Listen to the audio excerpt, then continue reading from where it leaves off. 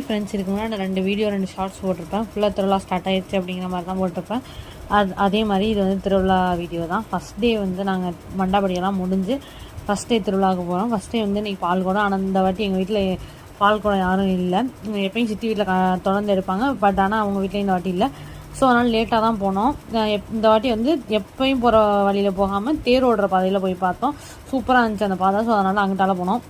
எப்பயும் டயத்துக்கே போவோம். பட் ஆனால் இந்த வாட்டி யாருமே பால் குடம் இல்லைங்கிறதுனால கொஞ்சம் லேட்டாக தான் போயிட்டோம். அப்புறம் போய் நாங்கள் அர்ச்சனை பண்ணிவிட்டு இடத்துலையுமே அர்ச்சனை பண்ணோம். எல்லா இடத்துலையும் நல்லா சாமியை கும்பிட்டுட்டு அதுக்கப்புறம் வெளியே வந்து ஐஸ்கிரீம் வாங்கிட்டு, இந்த வாட்டி வந்து ஐஸ்கிரீம் கடையெல்லாம் கம்மியாக தான் இருந்துச்சு. ஏன்னா இன்னும் திருவிழா ஆரம்பிக்க நாளைக்கு நிறைய கூட்டம் இருக்கும். பட் நாங்கள் போகும்போது கொஞ்சம் ஸ்டில் கம்மியாக தான் இருந்துச்சு கூட்டம்.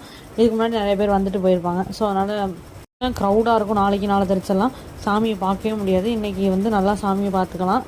ஸோ அதனால் நல்லா லேட்டாக வந்து நல்லா சாமியை பார்த்துட்டு வந்துட்டோம். இன்றைக்கி நானே 3 தங்கச்செல்வ மாமா 3 பேர் மட்டும் தான் கோயிலுக்கு போவோம். நாளைக்கு ஃபேமிலியோடு போவோம்.